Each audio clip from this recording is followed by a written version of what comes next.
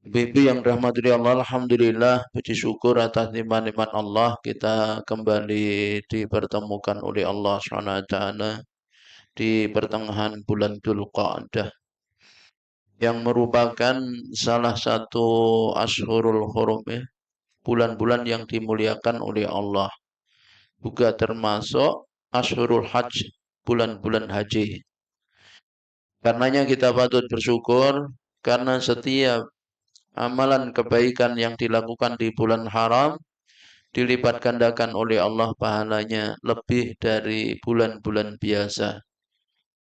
Hingga pendapat para ulama 40 kali lipat. Jadi kalau bulan Ramadan itu 70 kali lipat. Setiap amalan kebaikan kewajiban itu pelipat gandanya 70. Tapi kalau bulan haram 40. Kalau bulan biasa ya biasa. Jadi biasa 10 kali lipat karena manja bil hasanati falahu asru amsalih. Jadi siapa yang berbuat satu kebaikan, maka Allah akan lipat gandakan 10. Karenanya kita patut bersyukur ibu-ibu kita berada di bulan haram, ya. Mungkin sebagian dari kita puasa Ayyamul Bid, ya. Jadi puasa pertengahan bulan. Kemudian kita berada di bulan haji. Bulan Dzulqa'dah, bulan haji itu Syawal, Dzulqa'dah, 10 hari Dzulhijjah. Itu bulan haji. Karenanya kalau prosesi pelaksanaan ibadah haji sudah bisa dimulai di bulan Syawal. Apa yang dimulai? Umroh wajib haji. Nah, jadi kalau orang haji itu kan diawali dengan umroh, ya. Umroh wajib kaitan dengan haji. Kalau masih bulan Syawal, karena jaraknya masih jauh dengan wukuf, ya biasanya mengambil haji tamattu. Kalau sudah dekat, sebagian mengambil ifrad. Boleh juga orang yang kalau mau mengambil ifrad, ya, Syawal, masuk Syawal langsung umroh wajib ifrad. Jadi nggak pernah lepas ihram. Sampai selesai haji itu berapa bulan ini? Itu udah ada yang kuat, ya. Jarang sedikit yang kuat. Karena kalau pakai pakaian ihram maka berlaku hukum pakai pakaian ihram, ya. Maka berat. Orang yang haji ifrad itu berat. Karenanya kebanyakan jemaah haji kita itu tamadhu, ya. Umroh dulu, tahalul, kemudian baru ganti pakaian biasa, lalu memperbanyak ibadah sambil menunggu waktu wukuf. Nah, ibu-ibu yang rahmatullah Allah, disinilah maka ketika kita yaitu berada di bulan Dzulqa'dah ini tidak terlepas dari peristiwa haji di samping bulan haram, maka Nabi yang tidak bisa kita lepaskan dengan peristiwa ibadah haji di dalam dirinya, di dalamnya ada ibadah kurban, itu Nabiullah Ibrahim alaihissalam. Maka penting bagi kita untuk yaitu belajar, ya, membaca kembali tentang sejarah perjalanan hidup Nabi Ibrahim. Kenapa? Karena Allah SWT berfirman dalam surah Yusuf ayat 111. Silahkan dibuka Qurannya. Bawa Quran enggak? HP-nya ada Qurannya, Ustaz. Tapi kalau bawa Quran lebih bagus. Saya tadi lupa nggak bawa Quran. Kenapa? Kalau mushaf Quran itu melihatkan ibadah. Menciumnya juga ibadah. Jadi kan kalau habis baca Quran dicium,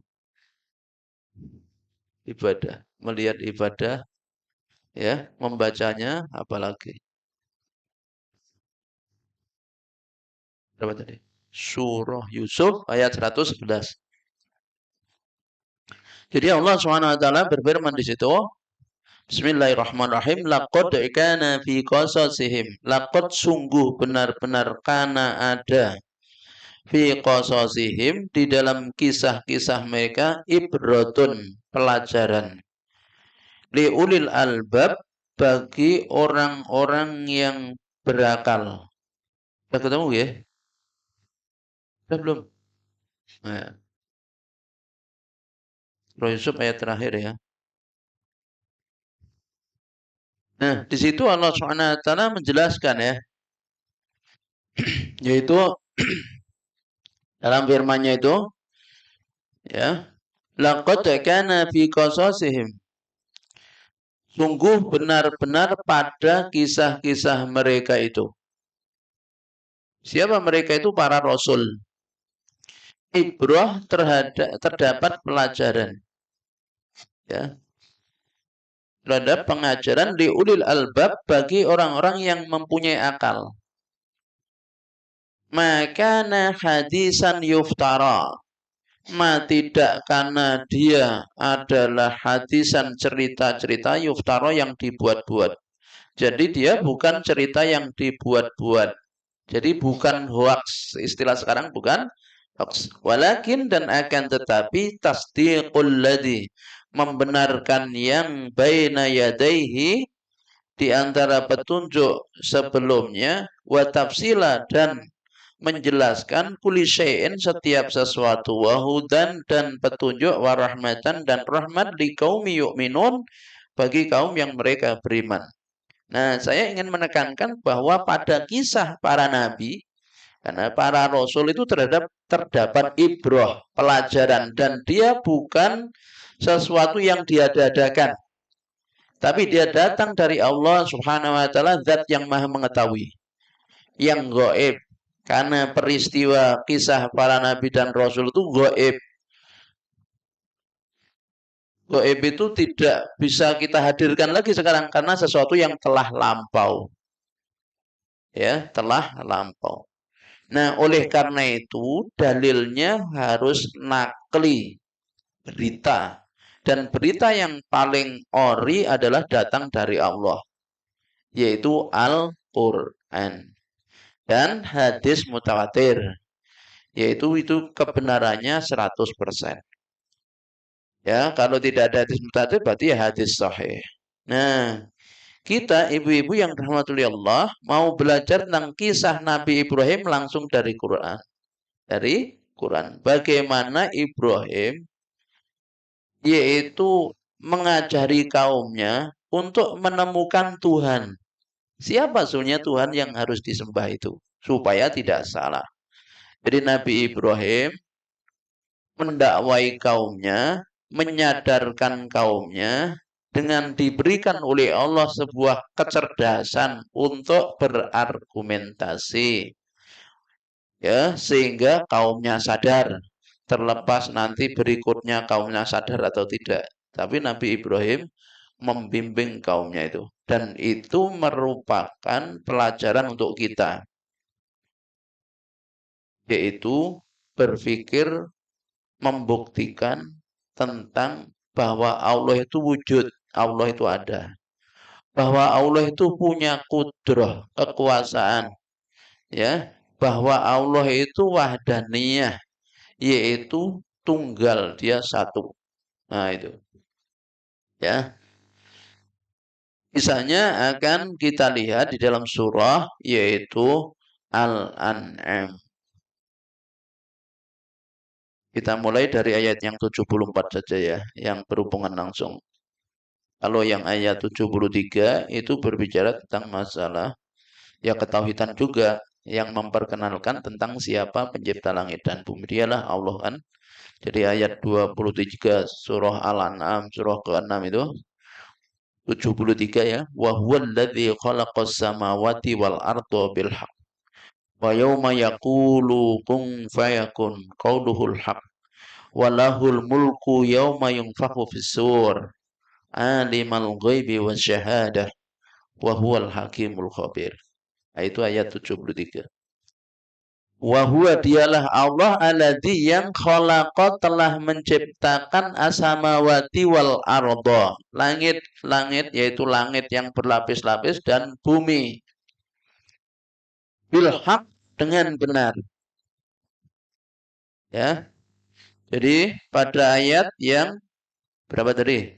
73 surah Al-An'am ya. Coba dilihat tuh. Huwa subhanahu al-khaliqul malikul mudabiru lisamawati wal ardi wa man fihima. Khalaqahuma bil haq lam yakhluqhuma batilan wala abasan. Jadi Allah Subhanahu wa taala yang telah menciptakan dan menguasai serta mengatur, yaitu langit dan bumi, 7 lapis langit dan bumi. Bumi sebetulnya juga 7 lapis ya, 7 lapis. Termasuk waman fihima. Jadi siapa saja yang ada di dalam langit dan bumi, semuanya yang mengatur, yang menciptakan, yang mengatur Allah, yang memiliki Allah. Ya. Karenanya kenapa kalimatnya kan inna lillahi wa inna ilaihi rajiun. Kita ini milik Allah dan sesungguhnya kita akan kembali kepadanya. Dan dikatakan bil haq, yaitu Allah ciptakan langit dan bumi itu dengan hak. Yang dimaksud adalah lam yakhluqhuma batilan wala abasan. Jadi Allah ciptakan keduanya, langit dan bumi itu bukan tanpa tujuan, bukan untuk main-main. Ya. Jadi bil haq, dia punya maksud dan tujuan. Jadi bukan tanpa tujuan, bukan sesuatu yang sia-sia. Karenanya kan Rabbana ma khalaqta hadza batila, kan gitu kan?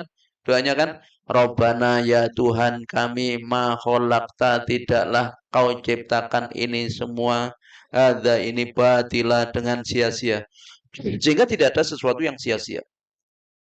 Semua ciptaan Allah itu punya tujuan, punya hikmah, ada maksud. Sebagaimana Allah ciptakan hidup dan mati.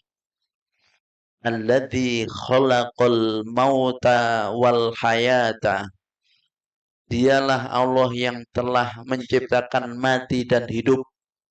Apa tujuannya? Dia baluaikum ayukum ahsanu amala. Tujuannya untuk menguji kalian siapa yang paling baik perbuatannya. Karenanya ada mati, ada hidup. Ada mati, ada hidup.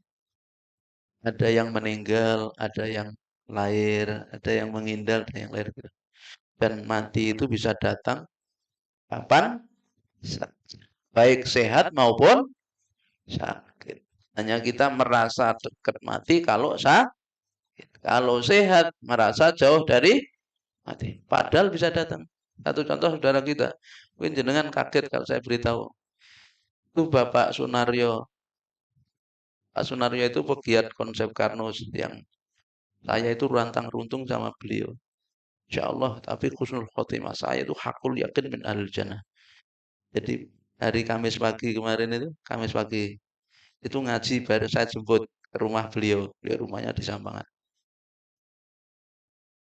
Saya jemput jam 4 di rumahnya. Nanti jam 4 siap ya Pak, ngaji ke Masjid At-Taufik. Alhamdulillah waktu itu yang ngisi kan Yai Haji Thoifur Mawardi, murid seniornya Syekh Muhammad Said Alwi Al-Maliki.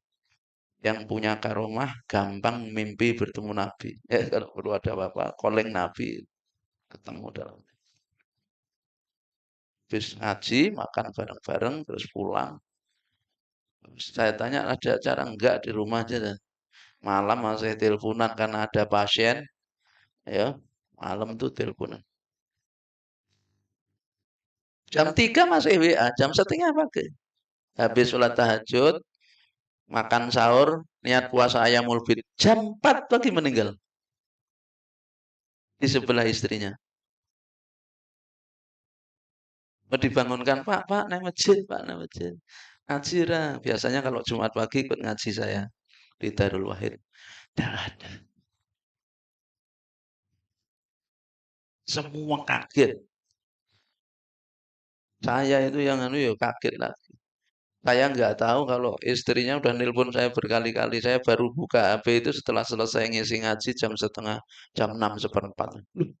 Ada apa? Tahu-tahu Surabaya telepon. Ini Pak Naryo meninggal. Meninggal gimana? Wong tuh di mana sama saya kok kemarin meninggal? Enggak, itu di grup rame ya. Saya telepon ibunya, saya buka ternyata istrinya sudah ngebel berkali, sudah menyampaikan informasi jam 4 itu. Ustadz Bapak Sedo. Lah itu jam 4 itu.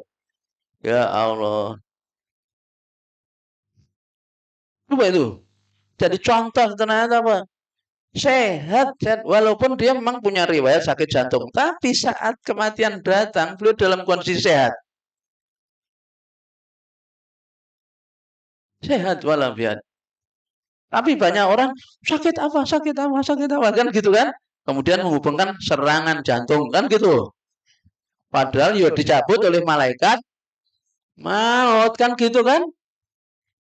Kullu nafsin dha'iqatul maut idza jaa ajaluhum la yastakhiruna sa'atan wa la yastaqdimun.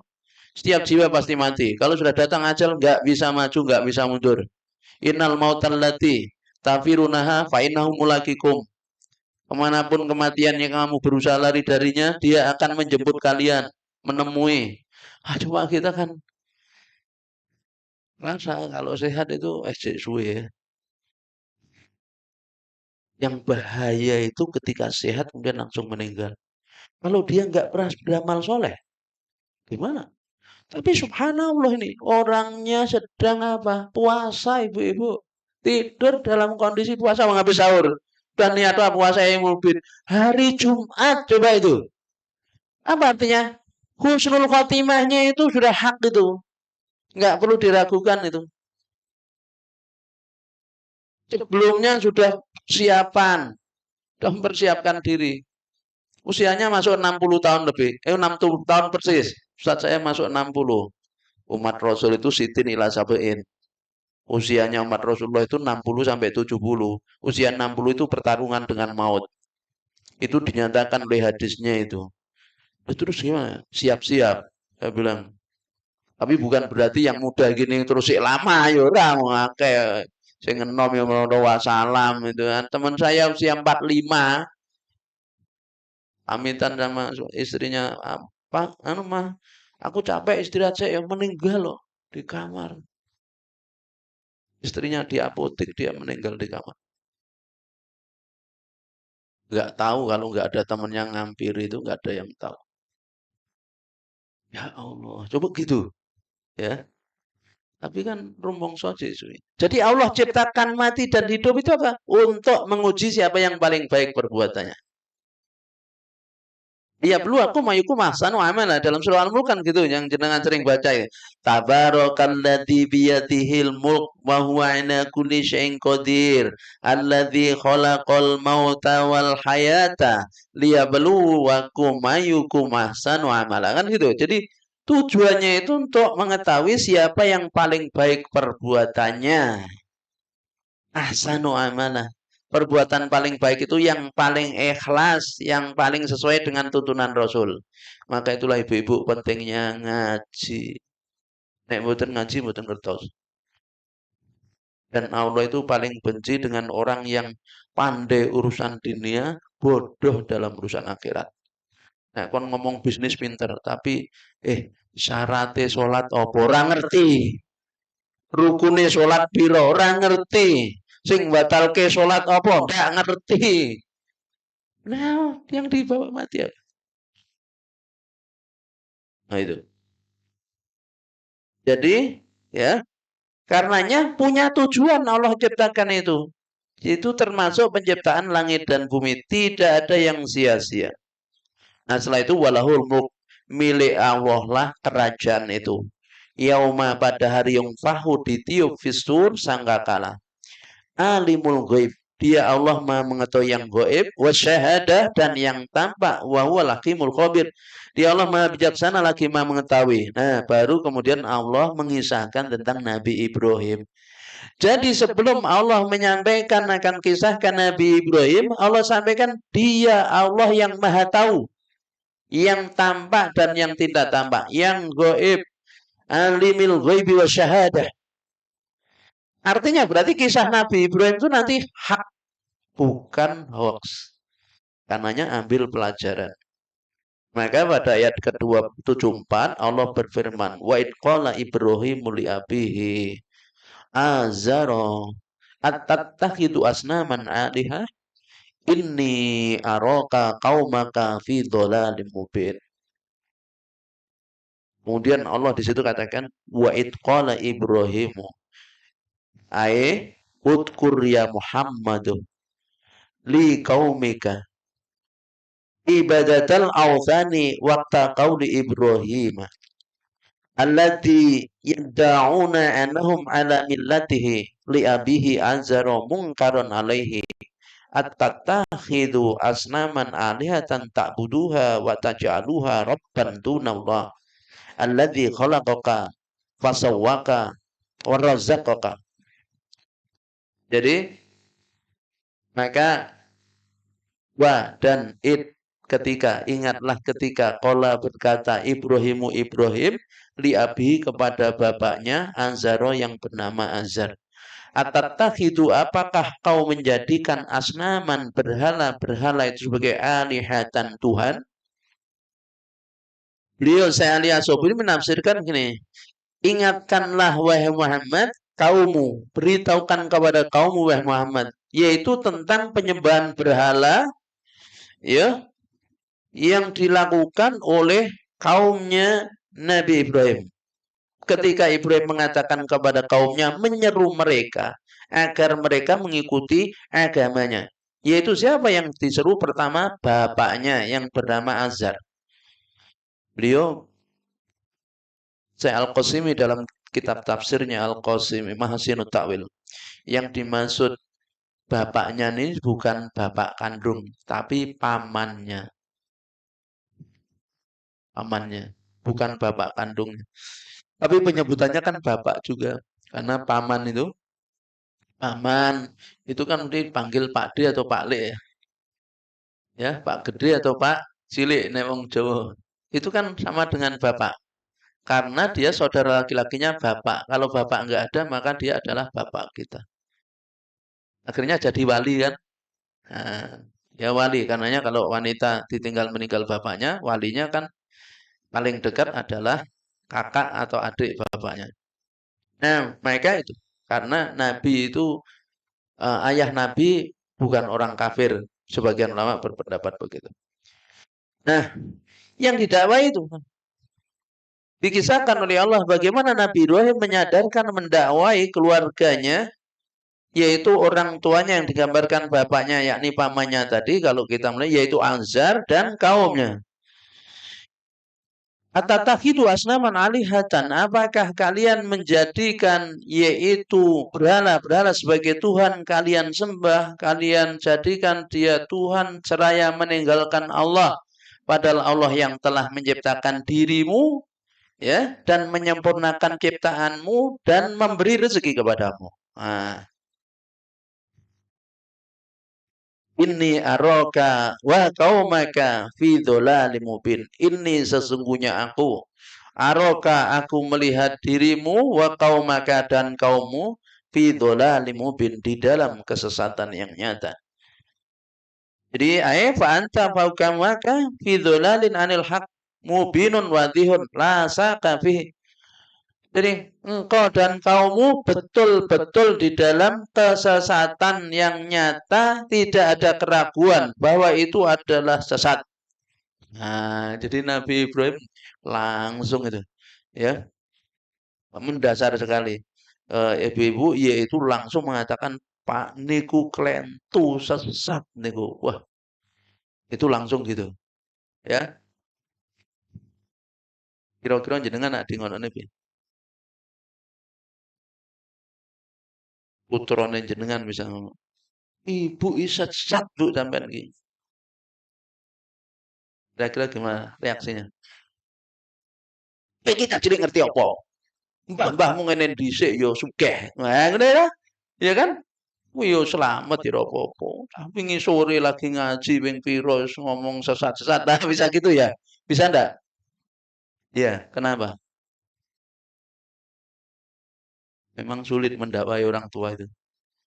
Paling sulit itu mendakwai orang tua. Orang tua sendiri, keluarga sendiri itu paling berat.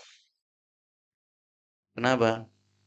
Karena dia ngelihat kita ya, kesadaran kita, cilik tak gede no lagi anu moro saiki ngomong ngono ki jen ketemu pirang berkorona gitu ya. Kulit kan dakwah. Itu paling berat itu dakwah kepada keluarga, bukan kepada orang lain. Kalau pada orang lain gampang. Jangan dakwai, mohon maaf, dakwai orang lain dengan dakwai suami, berat mendakwai suami. Iya enggak? Kalau misalnya enggak pas itu bisa. Tapi Nabi Ibrahim menyampaikan seperti ini karena Allah yang perintahkan. Wes langsung del ben sadar kuwi. Ngono kan gitu kan? Dan salahnya dia ketika dia tersinggung, tersinggung. Yang tersinggung perasaannya, bukan akalnya. Kalau yang tersinggung akalnya kan mikir, kok iso salah ki neng dinang letak salah iso ngono. Nek salah terus bener piye kan ngono. Kan bisa bereaksi kowe iki ngerti apa cah wingi. Nah gitu itu boleh. Maka hati-hati Bapak Ibu. Tidak selalu yang sampai dari anak kita itu suatu keliru. Apalagi anak kita ingat, anak kita sudah misalnya dia sudah berpikir, sudah akalnya sudah mulai sempurna, dia punya didengarkan. Ini di luar bahwa anak ketika mengingatkan orang tua harus memperhatikan kondisi, lalu menggunakan adab. Tapi bukan berarti Nabi Ibrahim jangan Nabi Ibrahim nggak beradab ya Ustaz. Bukan begitu. Beliau melakukan seperti itu atas perintah. Jadi orang karepe dhewe. Gitu. Untuk nyadarkan. Bisa jadi sudah diawali di sini diringkas oleh Allah kisahnya disampaikan intinya mungkin bisa begitu. Karena Al-Quran itu kan bukan kitab sejarah yang kemudian didetail gitu walaupun berisi sejarah. Tapi Quran itu hidayah. Sejarah disampaikan oleh Allah untuk diambil petunjuk. Bukan sebagai kitab sejarah. Karenanya nggak detail. Nggak detail kemudian sampai kondisi tidak. Tapi sampaikan yang intinya. Nah, ya. Jadi Nabi Ibrahim punya argumentasi ketika mengatakan bahwa Pak jenengan niku lho, kali kaum jenengan niku fidolali mubin. Nah, dalam kesesatan yang nyata. Ini saya tunjukkan. Nabi Ibrahim itu kan melihat kaumnya ini kan ada yang menyembah berhala, ada yang menyembah bintang, ada yang menyembah bulan, ada yang menyembah matahari. Macam. Nah, Nabi Ibrahim kemudian membuat sebuah dikerjakan oleh Allah di sini untuk menyadarkan kaumnya itu diajak berpikir. Masuk pada yaitu Nabi Ibrahim pada mereka, jiwanya itu pada mereka. Seakan-akan Nabi Ibrahim itu punya keyakinan seperti mereka. Nah, gitu. Untuk menyadarkan kaumnya itu kan dengan kita itu untuk menyadarkan orang, kadang kita harus punya rasa empati kan. Masuk kayaknya mengalami sendiri. Nah, ya. Maka kemudian Allah berikutnya sampaikan wa kadzalika dan seperti itulah. Nuri Ibrahim. Kami perlihatkan kepada Ibrahim malakutas samawati wal ardi waliyakuna minal muqinin. Oke. Jadi wa kadzalika dan seperti itulah nuri kami perlihatkan Ibrahim kepada Ibrahim.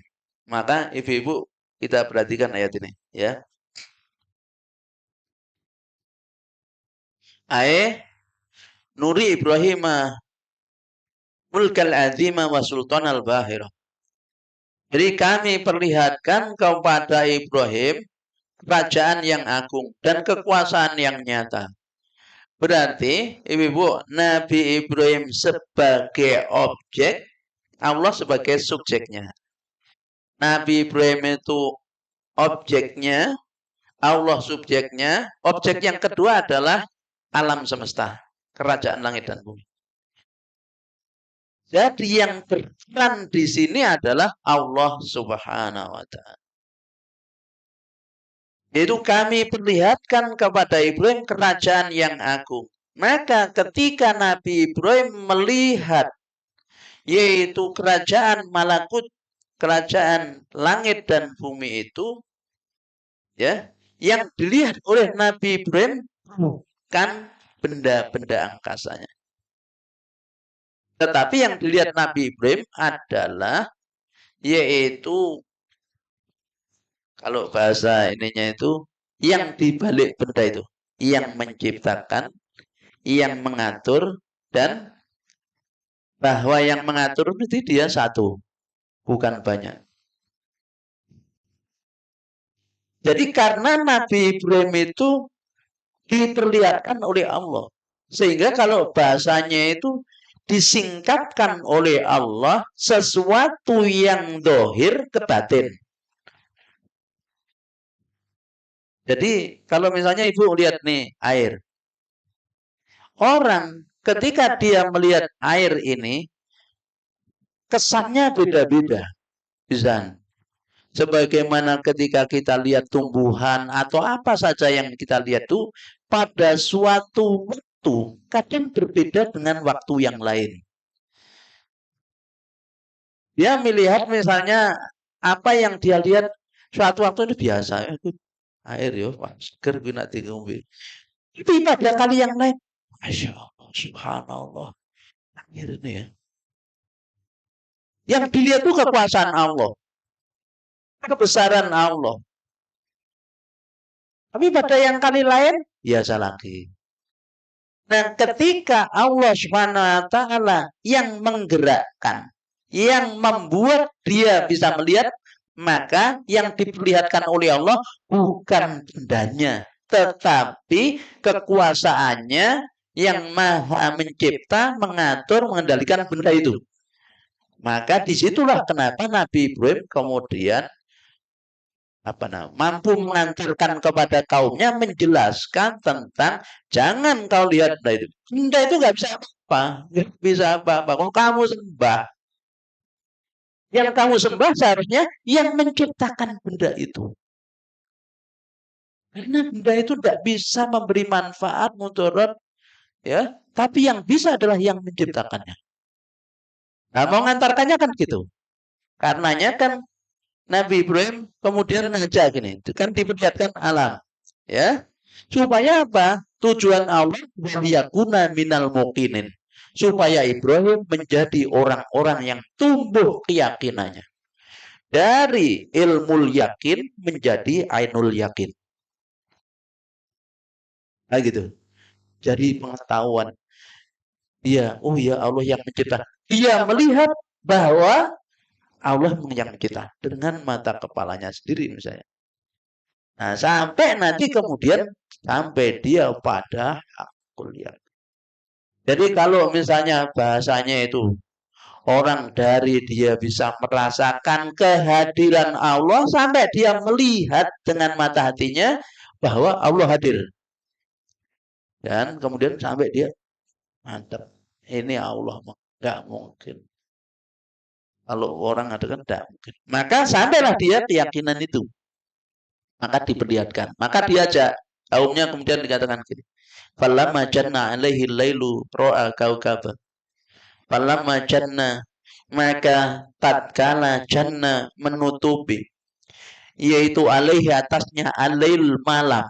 Maka ketika mulai malam gelap, ra'a kaukaba, Ibrahim melihat bintang. Kaumnya akan ada yang nyembah bintang. Ya kan? Nabi Ibrahim nyembah melihat bintang. Seakan-akan dia ikut hanyut ke kaumnya itu. Seakan menjadi orang yang seperti kaumnya menyembah bintang. Nah, itu untuk mendidik kaumnya. Bukan Nabi Ibrahim menyembah bintang. Bukan Nabi Ibrahim belum menemukan siapa Tuhan. Bukan. Tapi ini dalam kerangka masuk kepada kaumnya untuk menyadarkan kaumnya tentang siapa itu Tuhan itu. Ilah yang hakul mahbud itu siapa saja. Maka masuk dia. Begitu melihat bintang, beliau mengatakan qala hadza rabbi. Nabi Ibrahim sudah mengatakan ya qaulu min yasna fi khidmati ma'a alimi bi'annahu mubtilun. Nah, untuk menjelaskan kepada kaumnya bahwa itu nanti adalah salah, dengan hadza rabbi ki ojo iki Tuhanku ki, hadza rabbi. Wah, ini Tuhan. Tapi kemudian ya, falamma afala qala la uhibul afilin. Falamma maka tatkala bintang itu terbenam, maksudnya tertutup mendung. Tertutup mendung atau memang terbenam? Mendung. Dia mengatakan la uhibul afilin. Aku nggak suka, masuk Tuhan kalah, tapi mendung ini piye? Tuhan kok kalah itu? Keren itu saya Tuhan ini kalah, Tuhan itu harus perkasa gitu kan. Ini kalau mendung kalah, tertutup sudah hilang. Terbenam dia. Dibacakan terbenam. Maka lauhibul afilin, saya tidak suka ini. Sesuatu yang terbenam. Masuk. Akhirnya kan kamu, gitu Tuhan yo dibandingkan gitu kan yang mereka menyembah. Kemudian falamma ra'al qamara bazigan qala hadza rabbi. Begitu bulan terbit, dia melihat bulan itu terbit, Nabi Ibrahim kadang kan ibu-ibu kadang-kadang bulan itu terbitnya kan belakangan kan, tapi begitu malam kan tidak langsung kan bulan itu muncul ya, langsung nggak langsung dilihat tanggal berapa dulu ya, nah, tidak langsung. Begitu dia melihat bulan, dia mengatakan qala hadza rabbi, iki Tuhan gue nah duduk iki rada gede iki ketoke rada keren ah, iki luwih gede ya. Dia mengatakan hadza rabbi falamma afala qala la ilam yahdini rabbi la akunanna minal qaumil dhalin. Ini memang sengaja Nabi Ibrahim itu ngajak kaumnya mikir. Begitu melihat ternyata bulan ini juga terbenam. Maksudnya terbenam bisa jadi maknanya terbenam memang terbenam atau dia tertutup awan. Ya. Kemudian Nabi Ibrahim sudah mengatakan lagi bukan lauhibul afilin, tapi kalimatnya coba kita lihat. La ilam yahdini robbi. Jika Tuhanku tidak memberi hidayah kepadaku, la akunanna minal qaumid dhalin. Pasti sungguh benar-benar aku akan jadi orang-orang yang tersesat. Maka Nabi Ibrahim mulai ngajak kaumnya. Kalau berarti orang mendapatkan bisa menemukan siapa roh itu karena hidayah dari Allah. Itu kan? Karena hidayah dan itu nikmat yang besar ya, hidayah. Dia mengatakan la ilam yahdini rabbi, jika tidak memberi petunjuk kepadaku Tuhanku, ya la akunanna minal dzalimin, sungguh aku benar-benar termasuk orang zalim. Falamma ghabal qamar, ketika dia melihat bahwa bulan itu terbenam, qala Ibrahim mengatakan la ilam yasbatni rabbi alal huda, jikalau Tuhanku tidak mengokohkan aku di atas petunjuk, la akunana minal qaumid dhalin, sungguh aku termasuk orang-orang yang tersesat. Wa fi ta'ritun liqaumi bi annahum ala dhalal. Ini untuk menunjukkan kepada tuannya, kepada kaumnya bahwa karena kaumnya itu sesat. Kaumnya itu dalam kesesatan. Jadi kan kalau saya nggak dapat hidayah, saya bisa tersesat ini seperti kalian. Nah, jadi Nabi Ibrahim masuk di situ. Ya. Kemudian falamma ra'a syamsa bazighatan qala hadza rabbi hadza akbar. Begitu pagi hari terbit matahari. Setelah bulan tadi kemudian terbit matahari dan tampak lebih besar, qala dia katakan hadza rabbi hadza akbar. Ini Tuhanku. Ini lebih besar. Ya. Jadi hadza baru minal kawakib wal qamar. Ini lebih besar dibandingkan bintang dan bulan. Ini Tuhanku. Tapi begitu ya matahari itu terbenam ya. Jadi falamma afalat qala ya qaumi inni bari'um mimma tusyrikun. Ya, langsung tuh Nabi Ibrahim. Ya, menjelaskan di situ.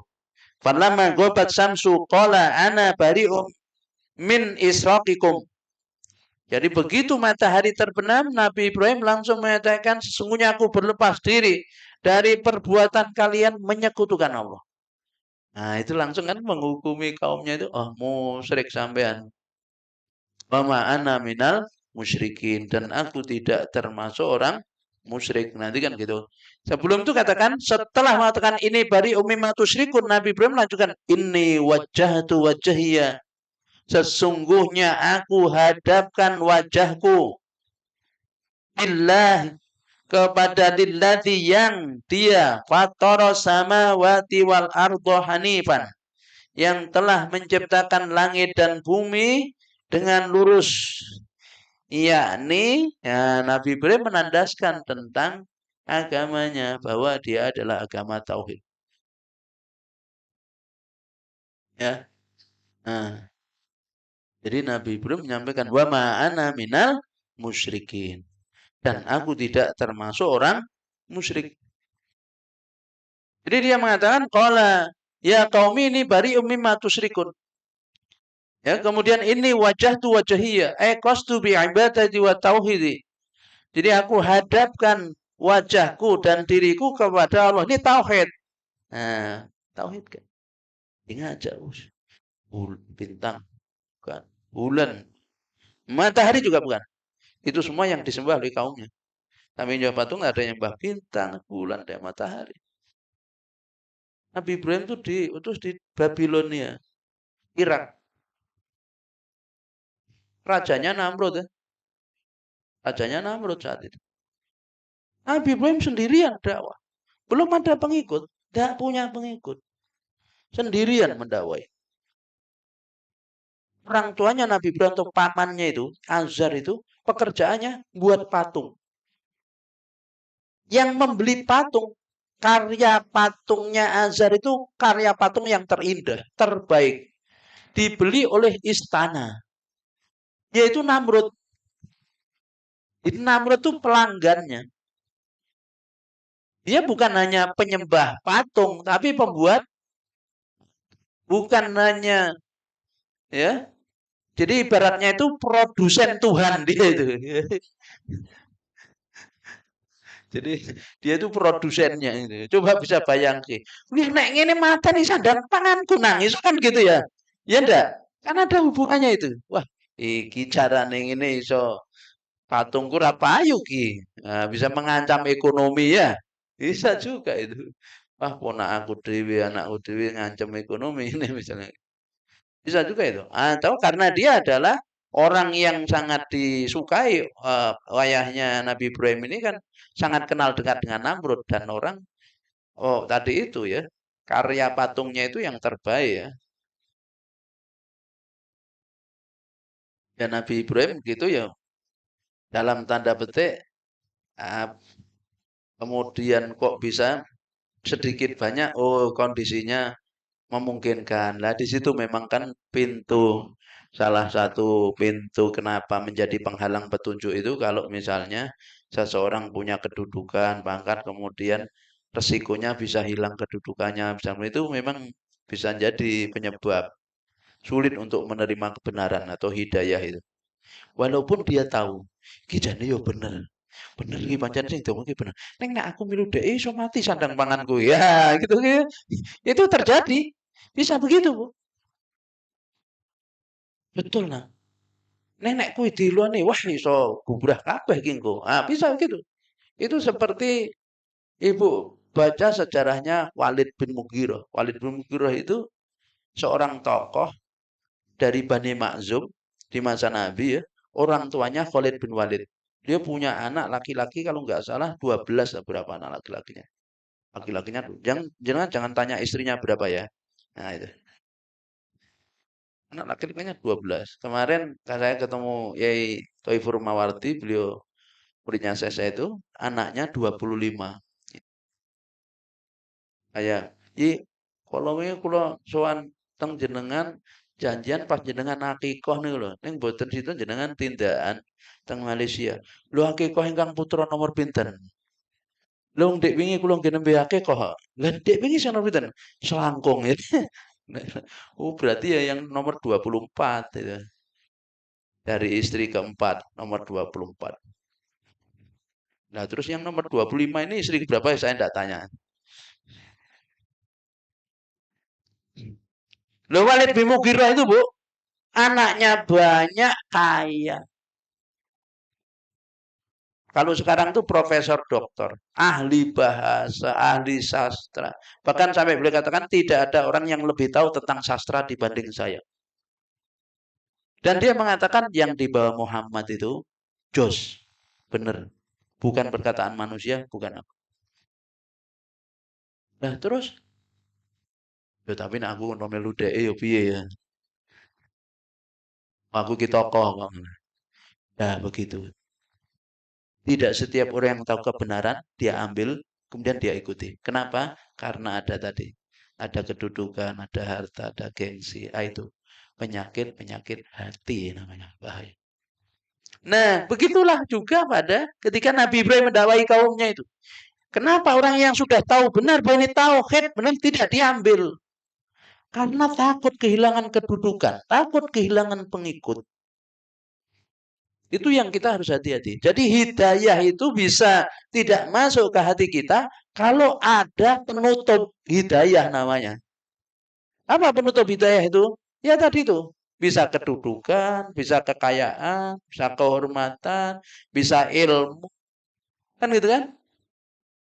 Bisa macam-macam. Ya, kezoliman. Intinya hatinya tidak bersih. Dia bukan karena Allah. Ada kepentingan. Maka itu potensi untuk menolak hidayah besar. Maka bukan salah Allah SWT. Sudah ditunjukkan. Nah, dia katakan kan gitu. Ya, sudah seperti itu. Apa yang terjadi? Wahaja kaumoh. Kaumnya membantahnya. Padahal sudah cetro itu, sudah welo-welo ya. Orang Jawa ngomong cetro welo-welo ya. Ketok melok-melok wis ngono kuwi. Ning yo gak nyadarke bahwa haja kaummu dan membantahnya kaumnya. Bantah gini. Maka kemudian Allah Subhanahu wa taala ya melanjutkan firman-Nya itu. Ya Nabi Ibrahim mengatakan qala atuhajuni fillahi wa qad hadani. Jadi, apakah kalian membantahku tentang Allah padahal Dia telah memberi petunjuk kepadaku? Nah, jadi apa kalian itu bermaksud membantahku tentang Allah?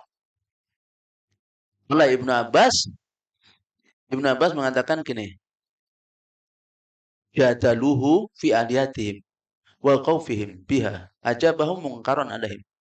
Mereka membantah Ibrahim, membantahnya tentang Tuhan mereka. Mereka menakuti Ibrahim dengannya. Nabi-nabi Ibrahim ditakuti. Oh, nek kanu kualat. Nah, misalnya gitu ya. Nek coba nih. Muga-muga kowe engko kena. Nah, di macam-macam itu. Nabi Ibrahim kemudian mengatakan, atuhajuni fillah wa qad hadani. Apakah kalian membantahku tentang Allah padahal Dia Allah, yaitu yang dimaksud atajadalunani fi wujudillah wa watinatih. Apa kalian membantahku tentang keberadaan Allah dan keesaannya wa qad hadani padahal Dia wa qad basarani wahadani ilal haq padahal Dialah yang telah memberi petunjuk kepadaku, memperlihatkan kepadaku sesuatu yang wala akhafu ma tusriku nabi dan aku tidak takut terhadap apa yang kalian sekutukan itu. Tuhan-tuhan yang kalian sembah selain Allah, aku enggak takut. Ila kecuali ayasya arabi syai'a, kecuali jika Tuhanku mengendaki kepadaku sesuatu. Jadi aku enggak takut bahwa nanti akan kewalahan kalau jawabannya gitu. Kalau toh saya terkena sesuatu, itu bukan karena berhala yang kalian sembah, tapi karena Allah yang menghendaki bahwa saya dapat musibah, saya dapat bencana. Jadi bukan karena berhalam itu. Bukan. Nah, gitu kan. Afala tadzakkarun. Afala tadzakkarun. Ya. Jadi apa nah? Oh, belum itu ya. Wala akhbarun ila yasha'u rabbi syai'an. Nah, wasi'a rabbi kula syai'in ilma. Maha luas Tuhanku ilmunya mencakup segala sesuatu. Afala tatadzakkarun. Apa kalian tidak mikir? Kemudian Nabi Ibrahim ya melanjutkan wa kaifa akhufu ma asyraktum wa la takhufuna annakum asyraktum billahi malam yunazil bihi alaikum sultana. Bagaimana aku suruh takut? Wa kaifa akhafu ma asyraktum? Bagaimana aku akan takut terhadap apa yang kalian sekutukan? Dalam berarti sementara kalian tidak takut wala takhafuna, kalian tidak takut annakum asyraktum billahi malam yunazil bihi, di mana kalian tidak takut menyekutukan Allah dengan sesuatu yang malam yunazil bih, yang Allah tidak turunkan padanya alaikum atas kalian sultanan bukti. Bagaimana saya suruh takut? Oh, kalian saja nggak takut ketika menyekutukan Allah, menyembah tuhan-tuhan selain Allah, sementara tidak ada bukti bahwa itu harus disembah. Nah, nanti kan gini ibu-ibu ya, ada orang yang menuduh umat Islam itu nyembah apa? Ka'bah. Ada nggak? Jangan pernah nggak baca di mana gitu? Alah wong Islam padha ae, kuwi sing disembah watu. Ngarepe salat ini watu, sujud ngarepe watu. Diputeri ping 7 diambung pisan. Apa bedone? Mung kan beda bentuke kuwi watu. Nah, gitu kan? Ada yang gitu. Maka dijelaskan oleh Rasulullah, yang dimaksud menyembah itu, ibadah itu taat. Allah kan mana? Waman atau Rasul firman Allah, sabda Rasul. Waman atau ani fakut atau Allah. Siapa yang mentaati aku berarti mentaati Allah. Ya, jadi seperti misalnya itu. Ya ayyuhalladzina amanu atiullaha wa atiur rasul. Ya. Jadi ya wahai orang yang beriman, taatilah Allah, taati Rasul. Ya. Barang siapa yang mentaati Allah, wa may yuti'illah wa rasulahu faqad faza fawzan adziman. Siapa yang mentaati Allah dan Rasulnya, maka dia sungguh beruntung dengan keberuntungan yang besar. Fauzan adziman, kemenangan yang besar. Jadi yang namanya menyembah itu taat. Ibadah itu ai atau ah. Nah, ketika seseorang mengitari Ka'bah sebanyak 7 kali yaitu tawaf, yang dimulai dari rukun Hajar Aswad diakhiri dengan rukun Hajar Aswad itu ya 1 kali putaran, maka ketika dia melakukan itu karena demi tunduk patuh pada perintah Allah, yang disembah Allah itu bukan batu itu. Maka kenapa ditanyakan di sini, kalian tuh loh nyembah itu kongkonane sopo, kan gitu masalahnya. Adakah bukti itu perintah Allah? Nah, ternyata tidak. Allah tidak merintahkan seperti itu. Maka itulah dikatakan kalian menyekutukan Allah dengan suatu yang kalian tidak punya bukti. Fa'ayul fariqaini ahaqqu bil amni. Maka mana dari dua kelompok ini yang lebih berhak untuk dijaga oleh Allah? Aman dari siksa. Siapa? Ayuna ahaqqu bil amni annahnu ya waqad arafna Allah bi adilati wa qasina bil ibadati am antum waqad asraktum ma'ahul asnam wa kafartum bil wahididdiyan. Siapa yang berhak untuk mendapatkan jaminan keamanan? Apakah kami mengenal Allah dengan bukti-bukti khusus dan menyembahnya saja sementara, ataukah kalian yang menyekutukan Allah dengan berhala itu? Bahkan kalian kafir kalau Allah itu satu. Nah, mereka nolak.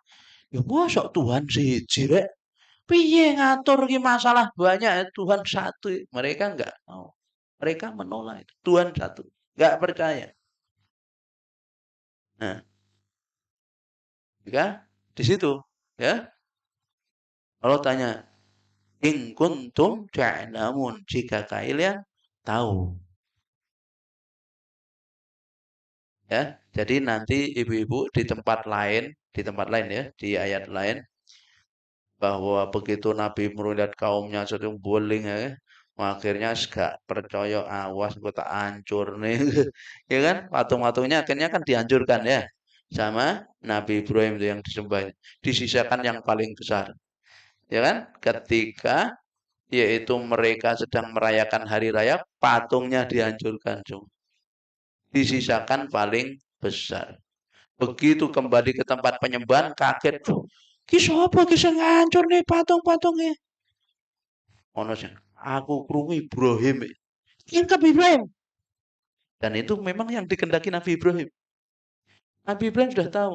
Ben aku ditangkap. Nah, akhirnya ditangkap loh, betul kan? Nyadarkan wong di kandani ini gak sadar-sadar, akhirnya dihancur nih patungnya. Disisakan paling besar. Begitu ditangkap, kamu Ibrahim yang berbuat kan? Orang, aku udah tekon sing gede. Apa itu dicekel deh, takon aku takoni nek pancen iso ngomong. Kaumnya itu sampai dringkluk kabeh. Ibrahim kurang ajar tenan kuwi. Ngerti patung ra iso ngomong kene kon takon iki piye. Gitu kan katanya. Itu udah sudah tahu nggak bisa ngomong, nggak bisa bantu ini kok disembah ki lho piye. Wah, gitu kan. Nabi Ibrahim mereka ya karena sudah biasa kalau kalah akal main okol. Nah, itu orang yang punya kedudukan gitu. Akhirnya Raja Namrud kan marah Namrud. Nabi Ibrahim, Nabi Ibrahim gitu kan. Nabi Ibrahim tenang saja mau dibakar. Nggak takut. Allah pasti menolong. Ya. Dan akhirnya datang Jibril. Ibrahim, gimana? Perlu bantuan? Jibrilnya. Apa kata Nabi Ibrahim? Enggak. Kalau dari kau enggak. Loh, kalau gitu kau minta sama Allah. Apa kata Nabi Ibrahim? Cukup bagiku Allah tahu keadaanku. Selesai. Allah kan tahu keadaanku sedang apa. Saya nggak perlu minta karena Allah sudah tahu. Itu tauhid itu gitu. Jadi Nabi Ibrahim dah Allah fafiru ilallah. Ada masalah apa-apa lari kepada Allah. Allah. Nah, seperti ini ibu-ibu kita sangat butuhkan dari kehidupan kita saat ini. Ya, kalau enggak Bu, ya Allah. Tapi sempat begitu kena musibah des ini. Oh, lupa kan dengan roto geliang-geliang sidik. Nah, baru sadar ke Allah kan gitu kan? Ya Allah, Allah, bismillah. Siapa yang beri makan? Allah. Yang beri rezeki? Allah. Semua dari Allah. Lewat mana? Gak tahu. Nah, itu aja. Bisa lewat manapun kan? Ya, kan gitu. Lillahi junudus samawati wal ard. Milik Allah pasukan langit dan bumi. Wes, ayam. Nah, jadi Nabi Ibrahim itu menyadarkan kaumnya sampai kemudian nggak sadar dulu akhirnya berhalanya dihancurin, disahkan yang paling besar, kapanya dikalungkan yang paling besar ketika dia ditangkap. Nah, kaumnya diminta tuh tanya yang paling besar gitu kan. Nggak bisa. Itu pun nggak sadar-sadar. Malah marah Nabi Ibrahim dibakar. Allah SWT kemudian berfirman kepada api, ya naru kuni bardan wa salaman ala Ibrahim. Nah, itu disuruh apa ya? Apinya lagi heng. Nah, jadi akhirnya kemudian apinya menjadi apa? Dingin. Tidak padam tapi dingin. Allah katakan, qala ya naru. Wahai api, berfirman Allah, ya naru. Api itu kan pasukan Allah, tentara Allah. Kuni bardan wa salaman. Jadilah kamu dingin dan keselamatan ala Ibrahim atas Ibrahim. Akhirnya Nabi Ibrahim ya, begitu api padam, Nabi Ibrahim masih segar bugar. Ketika ditanya kondisi apa yang paling kau suka Ibrahim, ketika saya dibakar. Karena waktu saya dibakar itu terasa di taman surga. Jadi api yang berkobar itu bagi Nabi Ibrahim itu seperti taman surga. Jadi Allah merubahnya itu ya, karena mukjizat. Itu mukjizat di antara mukjizat Nabi Ibrahim. Itu kaumnya juga masih nggak sadar. Si Namrud itu. Akhirnya kemudian Namrud dibunuh oleh Allah SWT dengan cara yang hina. Dikirim pasukan Allah lalat satu. Penyamuk, satu ekor nyamuk. Dia dirobung nyamuk gitu kan. Kemudian ada nyamuk yang masuk ke hidungnya, kemudian ngerikiti otaknya. Kalian bisa bayangkan. Kalau sekarang mungkin orang kayak kena kanker otak itu ya. Menggelepar-gelepar. Dihinakan oleh Allah, hanya dibunuh oleh Allah dengan satu ekor nyamuk. Pasukan Allah. Seperti Allah menghinakan Raja Abraha dengan dibunuh pasukannya dengan dikirim burung yang berbondong-bondong. Nah, jadi ya betapa lemahnya manusia itu. Maka disitulah ibu-ibu yang dirahmati Allah, dari ayat-ayat ini jelas. Oleh karenanya ya, alladzina amanu walam yalbisul imanahum bidzulmin ulaika lahumul amnu wa hum muhtadun. Tilka hujjatuna atainaha Ibrahim ala qaumih tarfa'u darajatim man nasya inna rabbaka hakimun alim. Alladzina, orang-orang yang amanu, mereka beriman, walam yalbisu imanahum, dan tidak mereka mencampur adukkan iman mereka bidzulmin. Yang dimaksud zalim ini kesirikan. Tidak dicampur adukkan imannya dengan perbuatan syirik. Dulmin di sini adalah kesirikan. Inna syirka la dzulmun azim, karena syirik adalah perbuatan ya, yakni inna syirka kedzaliman yang paling besar. Jadi zulmin itu kesirikan. Bisyirkin, bukan pelanggaran terhadap syariat, tapi pelanggaran terhadap tauhid. Ya. Jadi selama orang itu tidak dia mencampur adukan iman mereka dengan zalim, ulaika lahumul amnu, mereka itulah yang berhak untuk dijamin keamanannya oleh Allah. Jadi artinya kalau orang itu ingin mendapat jaminan keamanan, jangan melakukan kesyirikan. Termasuk negeri. Kalau negeri itu menghidup-hidupkan kesyirikan, dicabut jaminannya. Negeri kita menghidupkan kesyirikan enggak? Nah, jangan bisa lihat sendiri ya. Nah, maka bisa dicabut keamanan. Wahum muhtadun. Mereka orang yang mendapat petunjuk. Yaitu yang tidak mencampur adukan iman dan syirik. Watilka hujatuna, itulah argumentasi kami. Atainaha, kami berikan dia Ibrahim kepada Ibrahim ala qaumih, untuk menghadapi kaumnya. Jadi Nabi Ibrahim bisa berargumen seperti itu karena hidayah diberi oleh Allah. Ya, itulah kenapa beliau Nabi itu. Narfa'u darajatim man nasya. Kami tinggikan beberapa derajat siapa yang kami kehendaki. Inna rabbaka hakimun alim. Tuhanmu itu maha bijaksana lagi maha mengetahui. Ya, selesai ya. Saya singkat. Ada pertanyaan, dipersilakan. Ada waktu 15 menit. Nah, berarti kalau yang Nabi Ibrahim dibakar itu di Al-Anbiya mulai dari ayat 57. Watallahi laqidanna asnamakum ba'da an tuwallu mudbirin. Demi Allah, aku benar-benar akan melakukan tipu daya terhadap berhala-berhala yang kalian sembah setelah nanti kalian meninggalkan, pergi.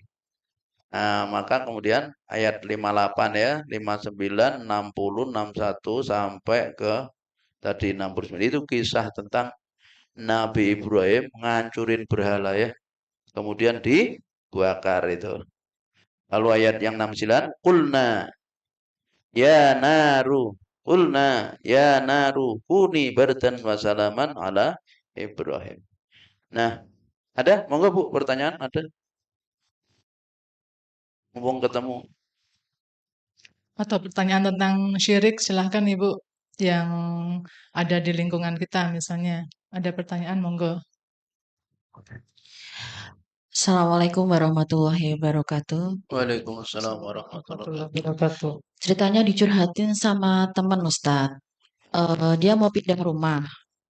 Cuma bawaan ketika dia lagi hamil itu katanya sering melihat sesuatu yang tidak kasat mata. Akhirnya dia mau pindahan rumah tuh ambil tanah yang di rumahnya lama dibawa ke tanah yang rumahnya yang baru supaya anaknya tidak rewel. Kemudian pakai ada kelapa, selup-selupan dan segala macam.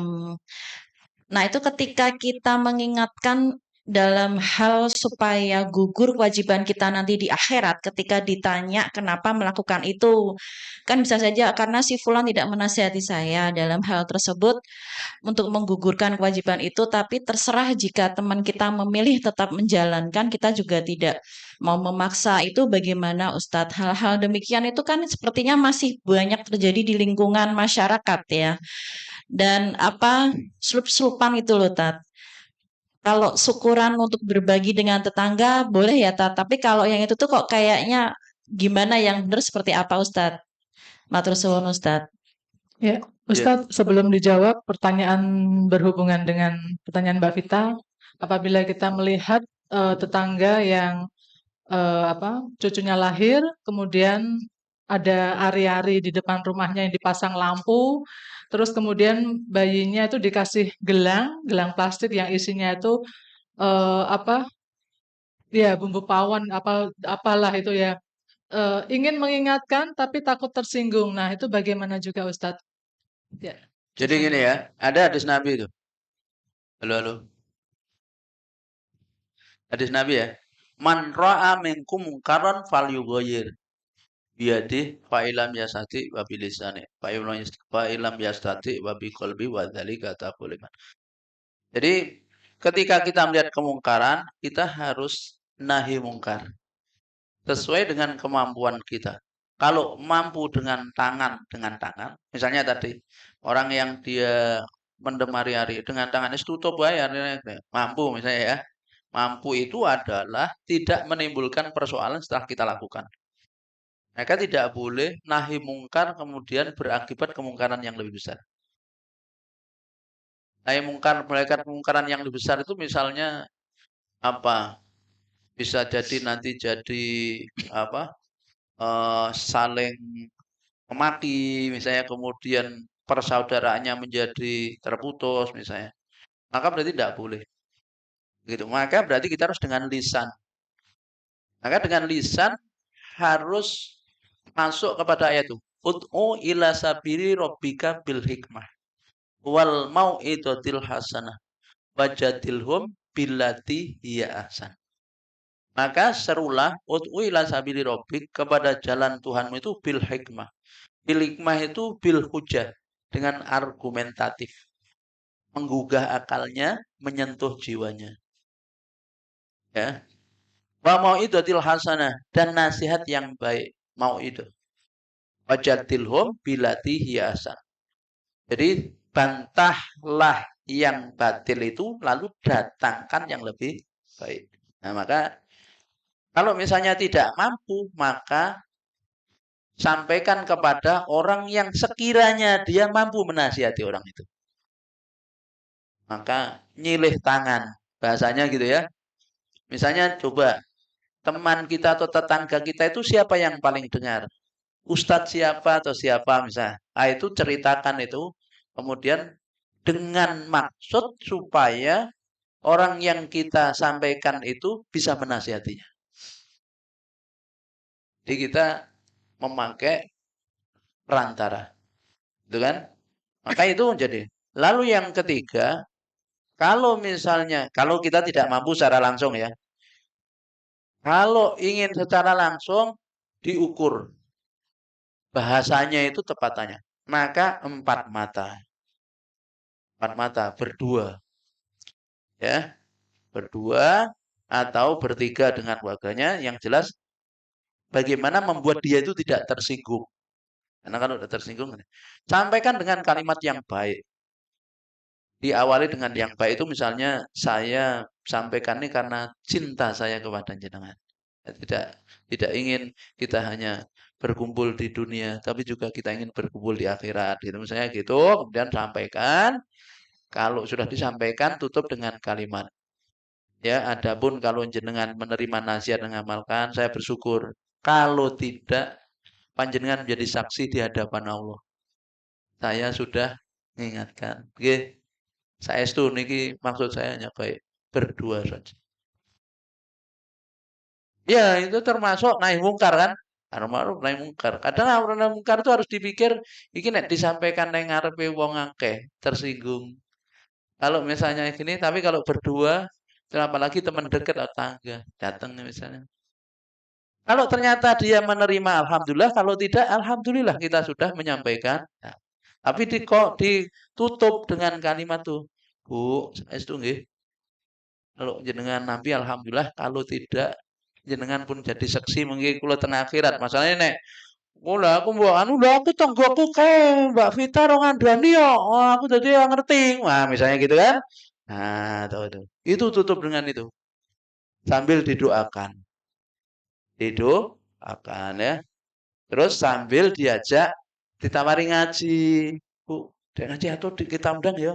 Ustadz pengajian di rumah. Nah, gitu misalnya. Wallahu alam bisa.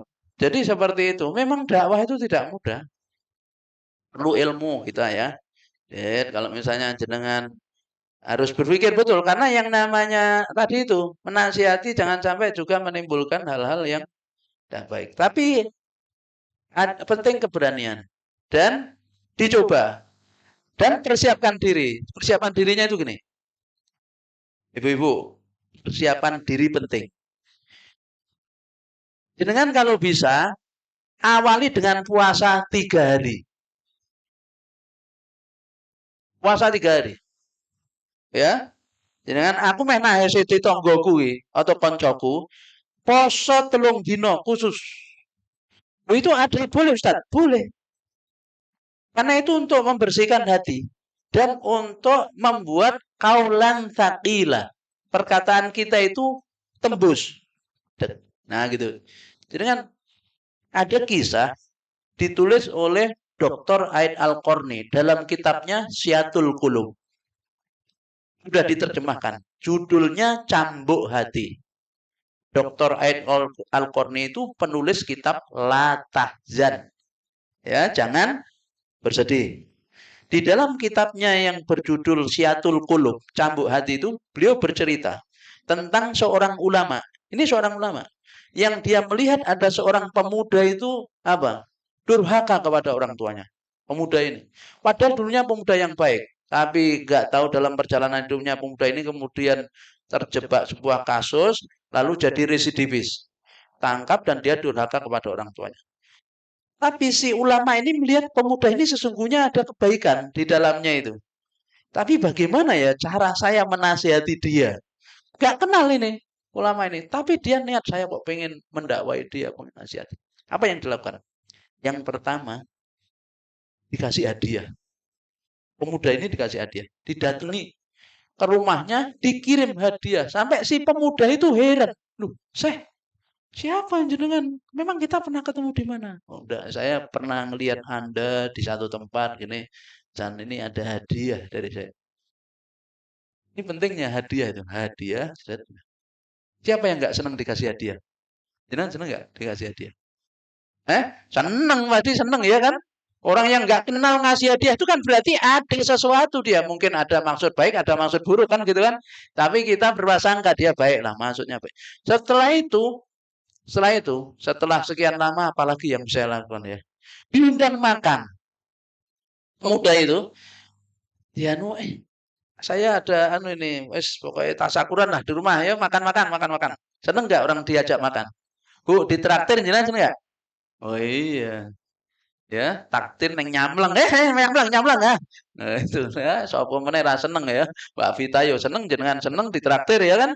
Wah, itu terus situ nyamleng. Habis itu makan enak, orang makan mesti suasananya itu cair. Suasana makan, ngobrol, makan. Karenanya ada kebiasaan orang Turki itu kalau mau rembukan apa itu makan dulu. Makan, setelah makan kita rembukan. Karena apa? Dengan makan emosi jadi turun. Emosi sing mau meh nesu ra sida nesu. Semangat barek ya. Nah gitu. Setelah itu apa yang dilakukan? Setelah makan-makan gitu cair dan orang kalau sudah makan Bu jenengan bakaran gini. Wah itu sudah hubungannya itu cair lah bahasanya ya. Semakin dekat. Akhirnya kan piye ya apa meneh? Akhirnya dia persiapan puasa 3 hari. Nah, aku puasa. Ulama ini puasa 3 hari, kemudian malamnya tahajud. Hanya untuk mau menasihati dirinya. Besoknya dia itu didatangi ke rumahnya, kemudian diajak safar. Mas, sesuk ngancani aku yo. Sampeyan iso nyopir to? Sregep. Yo, ngancani aku nang luar kota. Naik mobil, nyopir. Perjalanan luar kota berdua. Ya, obrolannya nyantai. Langsung masuk kepada persoalan setelah masuk ke masalah si pemuda tadi itu nangis guguk, nangisnya itu jadi-jadinya. Sadar akan kesalahannya dan dia berjanji saya akan berubah. Demi Allah saya akan berubah. Besoknya dia berubah 180 derajat. Karena nasihatnya masuk. Karena sudah dekat. Jadi kan kalau mau menasihati orang harus dekat dulu. Nggak bisa langsung seret.